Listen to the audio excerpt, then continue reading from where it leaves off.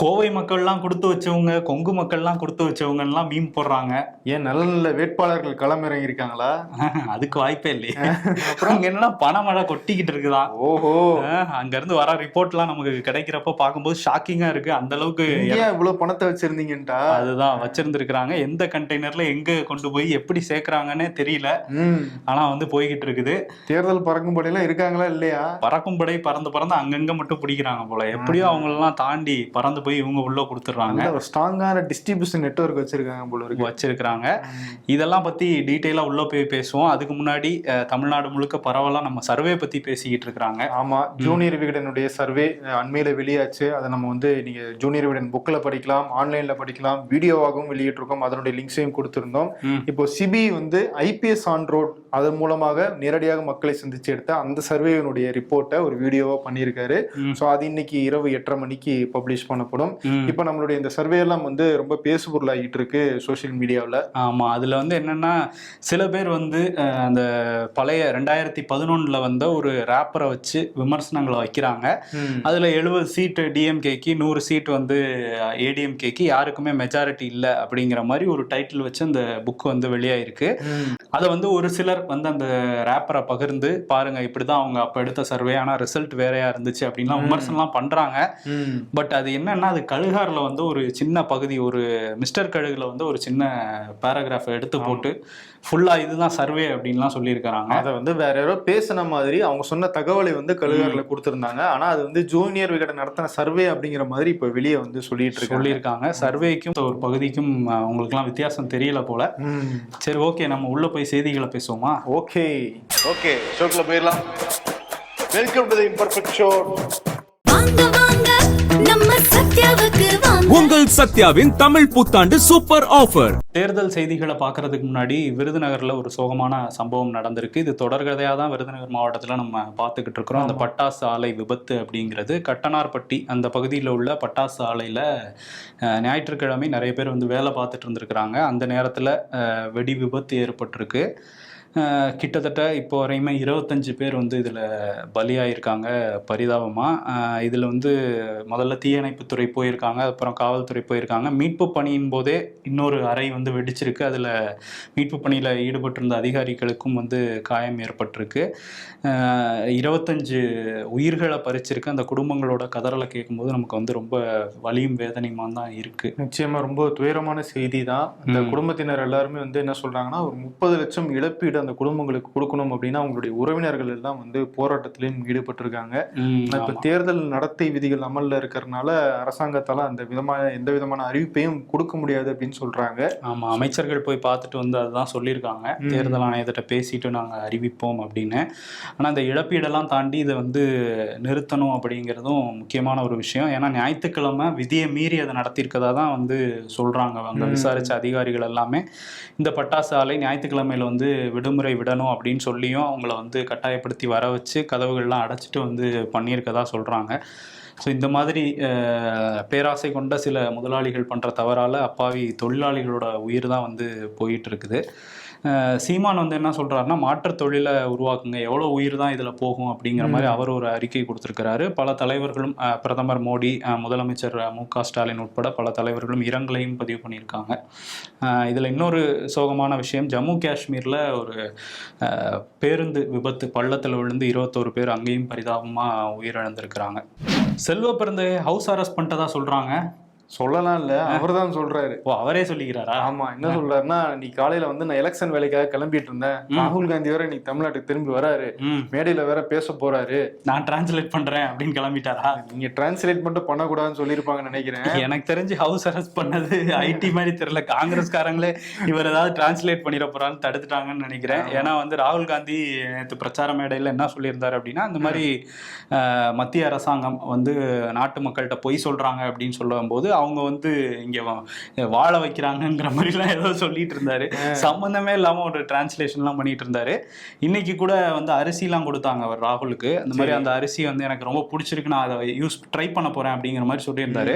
Translate பண்ணது அரிசி ரொம்ப பிடிச்சிருக்கு, நான் இதை வச்சு பிரியாணி செய்ய போறேன் அப்படிலாம் அவர் சொல்லவே இல்லை. எக்ஸ்ட்ரா இவங்களா அடிச்சு அரிசி ஊறப்பட்ட இவர் பொங்க வச்சுட்டாரு. இந்த மாதிரி டிரான்ஸ்லேஷனுக்கும் காங்கிரஸுக்கும் ஒரு 7ஆம் பொருத்தம் இருக்கதான் செய்யும். ஆமா, அதனால இன்னும் கொஞ்ச நாள்ல ராகுல் காந்தி நானே தமிழ் கத்துக்கிறேன், உங்களுக்கு அந்த கஷ்டமும் வேணாம், நானே பேசிக்கிறேன்னு முடிவுக்கு வந்துருவார் நினைக்கிறேன். ஆமா, சரி. செல்வ பிறந்தகைக்கு என்னதான் ஆச்சான்? ஆமா, அப்படி வந்து ராகுல் காந்தியோட கூட்டத்துக்கு கிளம்பிக்கிட்டு இருக்கும் போது ஹிந்தி பேசுற வட மாநில அதிகாரிகள் சிலரும், மத்திய அரசு அதிகாரிகள் சிலரும் வருமான வரி அவங்களுக்கு ஒரு டிரான்ஸ்லேஷன் போட்டாரா ஹிந்தில? நான் டிரான்ஸ்லேட் பண்றேன்னு அப்படி ஏதோ போட்டிருப்பாரு போல இருக்கு. என்ன நினைச்சாங்கன்னு தெரியல. வருமான வரித்துறையினரும் அவங்களோட சேர்ந்துகிட்டு ஹவுஸ் அரெஸ்ட் பண்ணிட்டாங்களாம் அப்படின்னு இவர் சொல்றாரு. ஓகே, அவர் சொல்றாரு.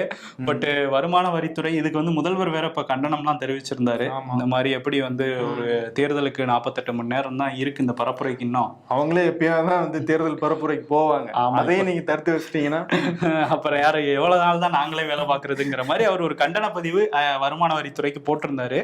பட் வருமான வரித்துறை அதிகாரிகள் இப்ப விளக்கம் கொடுத்திருக்காங்க. அவங்க என்ன சொல்றாங்கன்னா, இவர் வீட்டுல யாரும் ரைடுக்கெல்லாம் போகவே இல்லை, அது வந்து அந்த தகவல்ல உண்மையே இல்லை.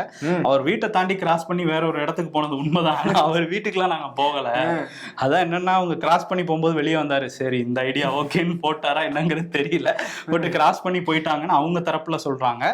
அதே மாதிரி வந்து அவர் ராகுல் காந்தி பிரச்சாரத்துக்கு போக விடாம நாங்க தடுத்தோம் அப்படின்னு சொல்றதுலயும் உண்மை இல்லை அப்படின்னு அவங்க வந்து விளக்கம் கொடுத்திருக்காங்க. இப்ப அண்ணாமலை வந்து என்ன சொல்றாரு அப்படின்னா, இவர் வந்து டிரான்ஸ்லேஷன் பண்ணாரு பயங்கரமா, அதை பார்த்துட்டு ராகுலே வர வேணாம்னு சொல்லிட்டாரு.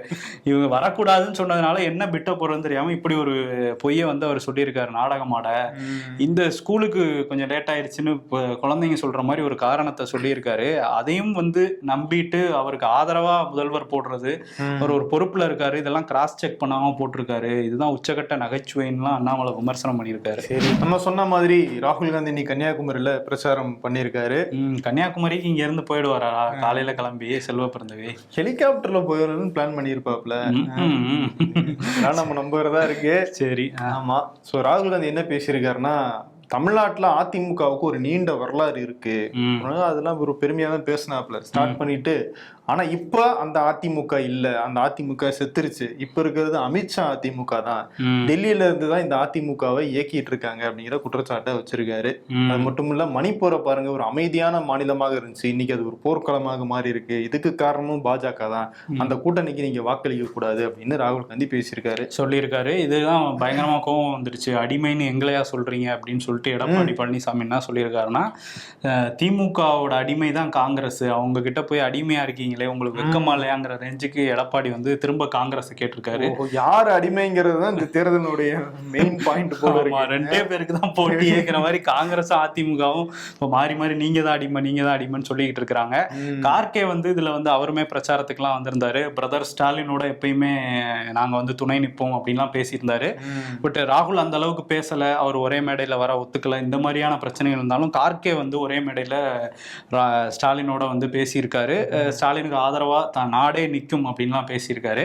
ஸோ அதனால திமுக தரப்புல அது வந்து ஒரு மகிழ்ச்சியா தான் இருக்கிறாங்க கார்கேவோட நடவடிக்கையை வச்சு. இதுல அதே மாதிரி கார்கே வந்து ஒரு கேள்வி கேட்கிறாரு, இப்ப 2023 மகளிர் இடஒதுக்கீடு அப்படிங்கிறத கொண்டு வந்துட்டீங்க, ரிசர்வேஷன் அந்த 33% அப்படிங்கிறத, அப்புறம் பிரதிநிதித்துவம் கொடுக்க வேண்டியதான பெண்களுக்கு இப்ப இருக்கிற எண்ணிக்கையை வச்சு, எதுக்கு டீலிமிட்டேஷனோட அதை சேர்ந்து கொண்டு வந்து அது ரெண்டையுமே தோக்கடிச்சதுக்கு அப்புறம் அது வந்து எல்லா பழியையும் எதிர்கட்சிகள் மேல பெண்கள் வரக்கூடாதுன்னு நாங்க நினைக்கிறோங்கிற மாதிரி நீங்க சொல்றீங்க, இப்ப இருக்கிறதுல கொடுங்க அப்படிங்கிற மாதிரி தான் கார்கே உள்ளிட்ட காங்கிரஸ் கட்சியினர் கேட்கறாங்க. ஆமா, பிரதமர் மோடி வந்து அன்னைக்கு நைட் 8:30 மணிக்கு நாட்டு மக்கள்கிட்ட உரையாற்றுறேன் அப்படின்னு பேசினார் இல்லையா?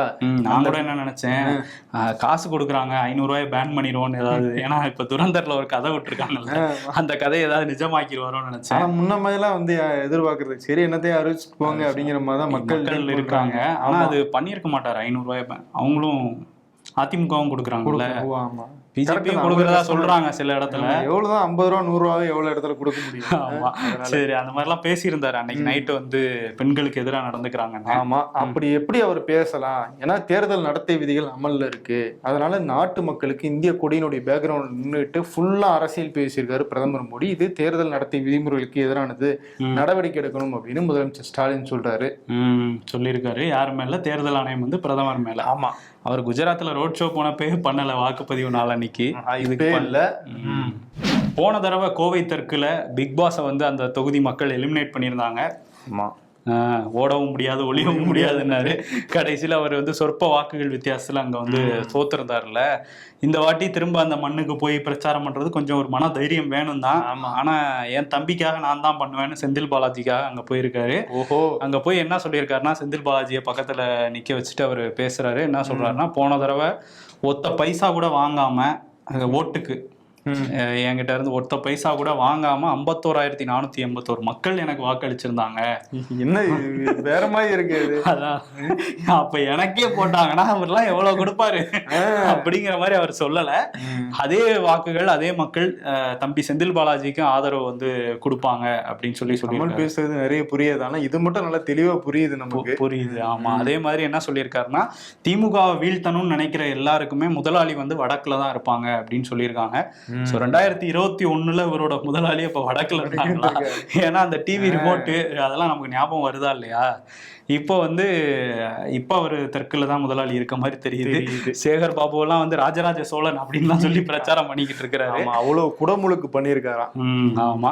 அதே நேரத்துல கற்பனையாவும் சில மீம்ஸ் எல்லாம் பார்க்க முடியுது. செந்தில் பாலாஜிக்கு ஆதரவா பிரேமலதா பிரச்சாரம் பண்ணா எப்படி இருக்கும் அப்படின்லாம் போட்டுட்டு இருக்கிறாங்க. எப்படி இருக்குமா? என்ன ஒரு 10 ரூபா பாட்டிலுக்கு வாங்குறாரு, கொஞ்ச நாள் ஜெயில இருந்தாரு, வேலை வாங்கி தரேன்னு ஏமாத்தினாரு, அவ்வளவுதானே என் தம்பி மேல குற்றச்சாட்டு, வேற என்ன சொல்லுங்கன்னு கூட கேட்பாங்க போல. உண்மைகளையே வாரி வழங்கிட்டு இருக்காங்க சொல்லி அவங்கள வச்சு ஒரு மீம்லாம் ஓடிட்டு இருக்குது.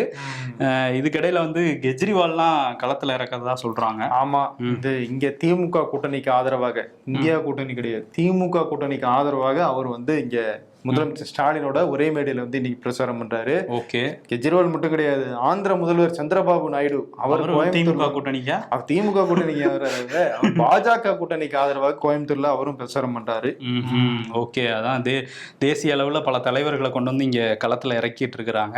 ஆமா. இந்த இதுக்கிடையிலையும் நான் வந்து நல்லா காமெடி பண்ணுவேங்கிற மாதிரி பார்த்திபனும் அவர் ஏதோ ஒண்ணு பண்ணிட்டு இருக்காரு. நோன் போட்டு ஒரு கண்ணாடி செஞ்சு இன்னைக்கு மாட்டிட்டு எல்லாரும் சொல்றாங்க, தயவு செய்து அந்த மாதிரி காமெடி எல்லாம் பண்ணாதீங்க. ஏன்னா அவர் வந்து ஒரு மேடையில போய் ஆந்திரால போயிட்டு, ஆந்திரான்னு நினைக்கிறேன், ஆந்திராவா தெலுங்கானாவா தெரியல, அங்க போய் நான் ஒரு நாயுடுங்க அப்படின்னு கெத்தா வந்து சாதி பெருமையெல்லாம் பேசிட்டு இருந்தாரு. அடிச்சு துவச்சிட்டாங்க இங்க சோசியல் மீடியால. அதுக்கப்புறம் சாதி மதமற்றவன் சான்றிதழ் வாங்குறேன்னு அது ஒரு விஷயம் பண்ணிட்டு இருந்தாரு. அது கொடுக்க மாட்டேங்கிறான்னு கோர்ட்டுக்கு போயிருந்தாரு. உயர்நீதிமன்றம் சோழிங்கநல்லூர் வட்டாட்சியரை வந்து இந்த மாதிரி கொடுக்கணும் அப்படின்னு சொல்லியிருக்காங்க. அவர் கேட்கிறாரு கொடுங்கன்னு. பட் அதே நேரத்துல இந்த சாதி மதமற்றவர் அப்படிங்கிறது அவங்கவுங்க விருப்பம் வாங்கிக்கலாம். ஆனா இது வாங்கணும், இது வந்து சரி அப்படின்லாம் பிரச்சாரம் பண்றது தவறுன்னு சொல்றாங்க. அந்த சாதி சான்றிதழை வச்சு எவ்வளவு மாணவர்களுக்கு எவ்வளவு பேருக்கு வேலை வாய்ப்பு கிடைக்குது, படிக்க வாய்ப்பு கிடைக்குது இடஒதுக்கீடு மூலமாக அப்படிங்கறதுனால அதையும் புரிஞ்சுக்கணும். ஏன்னா நிறைய சாதிகளுக்கு வந்து இங்க மறுக்கப்பட்டது எல்லாமே இந்த சாதி சான்றிதழை வச்சு இடஒதுக்கீடு மூலமா தான் கிடைச்சிருக்கு.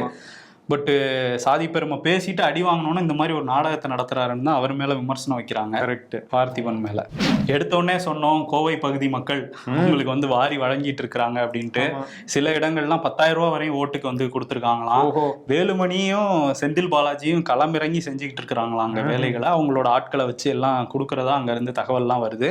இப்போ என்னன்னா 1 கிராம் தங்கம்லாம் கொடுக்குறாங்களாம். இந்த அளவுக்குலாம் இறங்கியிருக்காங்க. வெள்ளி கொலுசு அது இதுன்னு சொல்லி ஏடிஎம்கே டிஎம்கே பயங்கரமா அங்க பண்ணிட்டு இருக்காங்க. குறிப்பா அந்த தங்கம் 1 கிராம் கொடுக்கறதெல்லாம் செந்தில் பாலாஜியோட ஆட்கள் தான் திமுக ஆதரவா ஓட்டு கேட்டுட்டு இருக்காங்க இப்படிங்கிறது ஒரு தகவல் வருது. இதுல கரூர்ல வந்து 2 லட்சம் வாக்காளர்களுக்கு இதுவரையும் 6,000 ரூபாய் கொடுத்துட்டாங்க கரூர் தொகுதியில மட்டும் அப்படிங்கிறது அங்க இருந்து நமக்கு கிடைச்ச சில தகவல்களின் அடிப்படையில் நம்ம சொல்றோம். இதுல என்னன்னா ஒரு ஓட்டுக்கு 6,000 ரூபாய் அப்படிங்கிறது ஏன் கொடுக்குறாங்க அப்படின்னா ஒரு சில விமர்சனங்களை வைக்கிறாங்க செந்தில் பாலாஜி மேல. அந்த கரூர் துயர சம்பவத்துல அவர் பேர் அடிபடுறதுனாலதான் அந்த தொகுதியில நிக்காம நம்ம தோத்துருவோம்னு சொல்லிட்டு கோவை தெற்குக்கு மாறிட்டாருன்னு அங்க வந்து பிஜேபி, ஏடிஎம்கே, டிவிகே எல்லாரும் பிரச்சாரம் பண்றாங்க. ஸோ நான் நிக்க வச்ச வேட்பாளரை ஜெயிக்க வைக்கணும், நான் நிக்கலனா கூட என் ஆளே நிக்க வச்சு நான் ஜெயிப்பேன்னு அவர் வந்து ஒரு டார்கெட் வச்சுதான் இதெல்லாம் பண்றாரு அப்படின்னு அவர் மேல ஒரு குற்றச்சாட்டு. இந்த பக்கம் வேலுமணியும் குறைவில்லாம அள்ளி அள்ளி கொடுத்துக்கிட்டு இருக்காரு, திரும்ப வந்துடணும் நம்ம அப்படின்னு. கரூர்லயே வந்து அதிமுக 3,000 கொடுத்துக்கிட்டு இருக்காங்களாம். அவருக்கு ஒரு ஓட்டு போடுங்க, எங்களுக்கு பாதி ஓட்டு போடுங்கன்னு கேக்குறாங்களான்னு தெரியல. அது மாதிரி வந்து பண்ணிட்டு இருக்காங்க. இதுல இன்னொரு விஷயம் என்னன்னா, ஆலங்குளத்துல நமக்கு வந்து தலைமையில இருந்து பணம் வந்திருக்கு, பார்த்து சப்ளை பண்ணுங்கிற மாதிரி ஏடிஎம்கே காரர் பேச அந்த வீடியோவும் இப்ப வந்து வைரலா இருக்கு. அங்கேயும் வந்து பணம்லாம் பிடிச்சிருக்காங்க. இதை தாண்டி கூப்பன்ஸ் வந்து அந்த 8,000 ரூபாய் கூப்பன், அது என்னமோ இவங்க ஆட்லாம் பார்த்தா ஏதோ எலக்ட்ரானிக் கடையில போடுற ஆடு மாதிரி ஃப்ரிட்ஜ் வேணுமா, ஏசி வேணுமா, டிவி வேணுமான்னு போட்டுக்கிட்டு இருக்கிறாங்க. ஒரு 8,000 ரூபாயை வச்சு நீங்க என்ன வேணுமோ வாங்கிக்கலாம் அப்படின்லாம் வந்து சொல்றாங்க. 8,000 ரூபாயில என்ன வாங்க முடியும்? கல்லாப்பட்டி கிடைக்குமான்னு கேட்கணும். இன்னொருத்தர் முதல்வர் பதவி கிடைக்குமான்னு கேட்கிறாரு சீமானு அந்த கூப்பனை வச்சுக்கிட்டு. ஸோ அந்த கூப்பன் ஒன்று அடிச்சு கொடுத்துக்கிட்டு இருக்கிறாங்க. அதையுமே தேர்தல் பறக்கும் படை பறிமுதல் பண்ணிருக்காங்க திமுகல இருந்து கொடுக்கறத. இந்த பக்கம் ஏடிஎம்கேல அவங்க கொடுக்குறாங்க, நாம சும்மா இருக்க முடியுமான்னு 10,000 ரூபான்னு எழுதி செக்கு மாதிரி ஒண்ணு, அது ஒரு டோக்கன் மாதிரி கொடுத்துட்டு இருக்காங்க. ஸோ இது எல்லாமே பறிமுதல் ஆயிருக்கு. பறிமுதல் ஆகாம நிறைய போய் செட்டில் ஆயிடுச்சு பணம் அப்படிங்கிறதும் ஒரு செய்தி. எலெக்ஷன் முடிஞ்சு இந்த ஜெப்டோ, ஸ்விக்கி, அமேசான் இந்த நிறுவனங்கள்லாம் இருக்குல்ல, எப்படி பொருட்களை டெலிவரி பண்ணணும், எப்படி டிஸ்ட்ரிபியூட் பண்ணணும் அப்படிங்கிறது இவங்க கிட்ட வந்து கிளாஸ் எடுத்துட்டு போகலாம். அவ்வளவு தூரம் டெக்னிக் யூஸ் பண்றாங்க. ஆமா, அதுல வந்து இன்னைக்கு வந்து காரைக்குடியில கூட ஒரு 13 லட்சம் ரூபாய், அது நாங்களே எப்பயாவது தான் பிடிக்கிறோம், அதையும் பிடிங்கிறீங்களேங்கிற மாதிரி பண்ணிருக்காங்க. ஆமா, கார்த்தி சிதம்பரம் அவருடைய எம்பி அலுவலகம் இருக்குல்ல, அந்த அலுவலகத்துல பறக்கும்படி திடீர் சோதனை நடத்திருக்காங்க. அதுல 13 லட்சம் ரூபாய் ரொக்கமா கிடைச்சதாக சொல்றாங்க. அதை பறிமுதல் பண்ணிட்டு வெளியே எடுத்துட்டு வரும்போது வேற ஏதோ கும்பல் வந்து அந்த அதிகாரிகள் கையில இருந்து அந்த பணத்தை பறிச்சுட்டு எஸ்கேப் ஆயிட்டதாகவும் சொல்றாங்க. சூப்பர் பறக்கும் படை. பிடிக்கிறதே பறந்து போய் பிடிக்க வேண்டியது, அங்கேயும் இங்கேயும் பிடிக்க வேண்டியது, அதையும் வந்து இப்படி கோட்டை விட்டீங்கன்னா என்ன பண்றதுங்க? அதனால இப்ப அந்த 13 லட்சம் ரூபா இப்ப போயிடுச்சு. கார்த்தி சிதம்பரம் அது வந்து டிஸ்ட்ரிபியூட் பண்ண வச்சிருந்தாரான்னு விசாரிக்கணும்னு நாம் தமிழர்ல இருந்து அங்க இருந்து தாவேக்கால இருந்தெல்லாம் சொல்லிட்டு இருக்காங்க. ஏன்னா சீமான் வந்து அங்க போட்டிடுறாரு, காரைக்குடியில போய் பிரச்சாரமும் பண்ணியிருக்காரு. அவர் என்ன சொல்றாருன்னா, இந்த மாதிரி டோக்கன் கொடுக்குறாங்க, இவங்க எல்லாம் வந்து டோக்கன் கொடுக்கலாம், விளக்கமாத்தால அடிச்சு விரட்டுங்கிற மாதிரி பேசியிருக்காரு. எனக்கு அந்த டோக்கன் கிடைச்சா நான் வந்து சிஎம்கிட்ட கொடுத்து உங்க சிஎம் சேர் எனக்கு கொடுத்துருங்க அப்படின்னு வந்து கேட்பேன்னு சொல்லியிருக்காரு. ஸோ இது மாதிரி சாராயத்தை நம்பி பொருளாதாரத்தை கட்டமைச்சு வச்சிருக்காங்க திமுக அரசு, அதெல்லாம் வந்து மாற்றணும் அப்படிங்கிற மாதிரிலாம் காரைக்குடியில் தீவிரமாக பிரச்சாரம் பண்ணுறாரு. அங்கேருந்து எப்படியாவது சட்டமன்றத்துக்குள்ளே போயிடணுங்கிற மாதிரி முகாமிட்டு இப்போ பிரச்சாரம் பண்ணிட்டு இருக்கிறாரு. ஓகே, பாப்பா என்ன பண்ணுறாருன்னு. இன்னொரு பக்கம் தாவேக்கா வேட்பாளர் வீட்டில் ஏதோ பெட்ரோல் பாம்பு வீசிட்டாங்கலாம் தகவல். ஆமா, வந்தவாசியினுடைய தாவேக்கா வேட்பாளர் உதயகுமார் அவருடைய வீட்டுல நேத்து நைட் வந்து திடீர்னு பெட்ரோல் குண்டு வீசப்பட்டிருக்கு. 2-3 நாளாவே எங்களுக்கு வந்து திமுக தொண்டர்கள் அவங்களாம் வந்து எனக்கு இடையூறு பண்ணிக்கிட்டே இருக்காங்க, பிரச்சாரத்துக்கு போனா வந்து தடுக்கிறாங்க, அப்படி பண்ணிட்டே இருந்தாங்க. இந்த நிலையில் நேற்று பெட்ரோல் குண்டு வீசியிருக்காங்க, அவங்க மேலதான் சந்தேகமா இருக்கு அப்படின்னு தாவேக்கா வேட்பாளர் வந்து புகார் கொடுத்திருக்காரு. ஓகே, இன்னொரு பக்கம் விஜய் வந்து அவர் ரோட் ஷோ எங்கேயும் பேசுறது கிடையாது, ஆனா ரோட் ஷோ என் முகத்துக்கு ஓட்டு போடுங்கிற மாதிரி நான் பேசினாலும் கேட்க போறது கிடையாது, போட்டோ எடுக்கும் செல்ஃபி எடுக்கும் தான் வரீங்க, அதுக்கு ஒரு ஓட்டை போட்டுருங்க என்னைய பாத்துக்குங்கிற மாதிரி போய்கிட்டு இருக்காரு. இன்னைக்கு ரோட் ஷோ போகும்போது புதுசா கல்யாணம் ஆகி ஒரு தம்பதியர் அவங்க ரோட்ல நின்று வந்து ஆசீர்வாதம் வாங்கணும்னு கேட்டிருக்காங்க போல. நீங்க வேன்ல ஏறுங்கம்மா அப்படின்னு சொல்லி வேன்ல ஏறி அவங்களுக்கு வந்து ஆசீர்வாதம் எல்லாம் பண்ணியிருக்காரு. ஓஹோ, வேட்பாளர்களை கூட ஏறுறது சிரமமா இருக்கு, இவங்களை ஏற்றிருக்காரு. அதுக்கப்புறம் வில்லிவாக்கம், திருவள்ளூர் அங்கெல்லாம் வந்து ரோட் ஷோ பண்ணியிருக்காரு. ஆமா, இதுல வேற முகூர்த்த நாளாம் 23ஆம் தேதி. நிறைய பேர் மாலையும் கைமா வந்து ஓட்டு போடுறோன்னு நியூஸ்ல வரணும்ட்டு வருவாங்கன்ட்டு நியூஸ் போட்டுட்டு இருக்கிறாங்க. ஆமா, அது மட்டும் இல்ல, நேத்து விஜய் வந்து திருச்சி கிழக்குல சர்ச்சில் வந்து முட்டி போட்டுட்டே போய் பிரார்த்தனை பண்ணியிருக்காரு. ஆமா, அதுக்கு பேர் சண்முகம், சிபிஎம்மோட மாநில செயலாளர், அவர் என்ன சொல்றாருன்னா, இந்த மாதிரி தேர்தல் நேரத்துல தேர்தல் நடத்தை விதிகள் அமல்ல இருக்கும்போது எந்த ஒரு கட்சி சிம்பலோ இல்லை அந்த துண்டோ போட்டுட்டு இப்படிலாம் போய் பண்ணக்கூடாது. ஒரு ஆலயத்துல அவர் பண்ணியிருக்காரு, அவர் மேல வழக்கு போடணும் அப்படின்னு சொல்லியிருக்காரு. அப்படியே கோயிலுக்குள்ளே இதுக்குள்ளே போனாலும் அதை போட்டோ எடுத்தோ வீடியோ எடுத்தோ வெளியே போடக்கூடாது அப்படிங்கிறது தேர்தல் விதி, அதை மீறி இருக்காரு அப்படின்னு சொல்லியிருக்காங்க. இன்னொன்னு என்னதான் வந்து நான் திமுக மாதிரி கிடையாது அப்படின்னு சொன்னாலும் திருச்சி கிழக்குல வந்து கிறிஸ்தவர்கள் அதிகமாக இருக்காங்க. அங்க போய் போட்டியிட்டது ஒண்ணு, அதையும் தாண்டி அங்க போய் தேவாலயத்துல பிரார்த்திக்கிறது, அதை வீடியோவாக வெளியிடுறது அப்படின்னு விஜய் ஏதோ ஒரு வகையில வந்து ஒரு மதம் சார்ந்த வாக்குகள் அப்படிங்கிற ஒரு கணக்கோட தான் அங்க போயிருக்காரு அப்படிங்கிற விமர்சனம் வருது. ஆமா, நேத்து வந்து அங்க போனாரு, அதுக்கப்புறம் பள்ளிவாசலுக்கு போனாரு, அதுக்கப்புறம் ஒரு கோயிலுக்கு போயிருக்காரு. ஸோ இதெல்லாம் வந்து தேர்தல் நேரத்துல எல்லார் வாக்கையும் அறுவடை பண்ணணும் அப்படிங்கிற ஒரு நோக்கில தான் பண்றாருங்கிற விமர்சனத்தையும் எதிர்கட்சிகள் வந்து வைக்கிறாங்க. ஆமா, ஒரு பக்கம் அன்புமணி ராமதாஸ் எடப்பாடி பழனிசாமி இன்னும் 2 வாரத்துல முதலமைச்சர் ஏறுவாரு அப்படின்னு பேசிட்டு இருக்காரு. இன்னொரு பக்கம் அவங்க அப்பா மருத்துவர் ராமதாஸ் 18 தொகுதிகளில் அன்புமணி ராமதாஸ் கட்சியை சேர்ந்தவங்க யார் யாரெல்லாம் போட்டிடுறாங்களோ யாருக்குமே ஓட்டு போட்டுறாதீங்க அப்படின்னு வீடியோ வெளியிட்டு இருக்காரு. அவங்க எல்லாம் வந்து ஆட்சி அதிகாரத்துக்கு வந்தாங்கன்னா பணத்தை எப்படி கொள்ளையடிக்கிறது அப்படின்னு தான் பார்ப்பாங்களே தவிர மக்கள் மேல இருக்கிற அக்கறை எல்லாம் கிடையாது.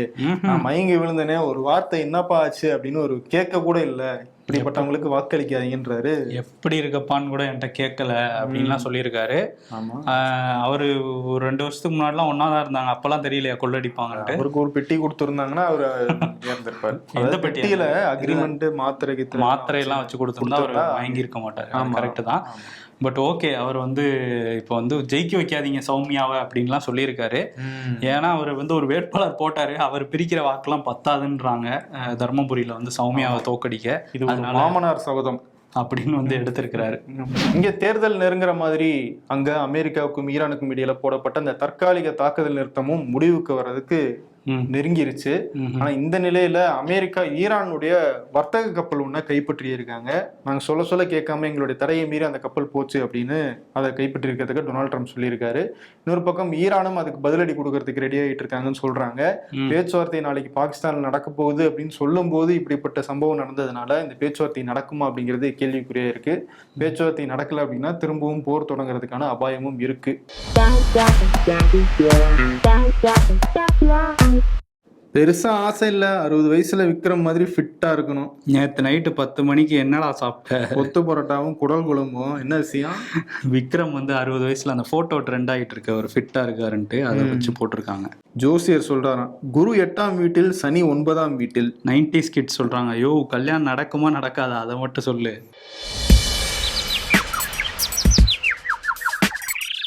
ஒரு 4 நாள் தாண்டா ஆபீஸ் போகல. இன்னைக்கு என் சீட்ல புதுசா ஒருத்தன் வந்து உட்கார்ந்துருக்கான். டிவி ரிமோட் தான் முதல் வாரிசுரிமை போரை உருவாக்குகிறது. அரசியல்ல இதெல்லாம் சாதாரணமாப்பா. விருது யாருக்கு கொடுக்கலாம்? விருது வந்து வாரி வாரி கொடுக்குறவங்களுக்கு நம்ம ஒரு விருது கொடுக்கலாம்ல. கொடுக்கலாம். அதையும் வாங்கி யாருக்கா கொடுத்துட போறாங்க. ஆமா, எங்களுக்கு ஓட்டு போடுங்க.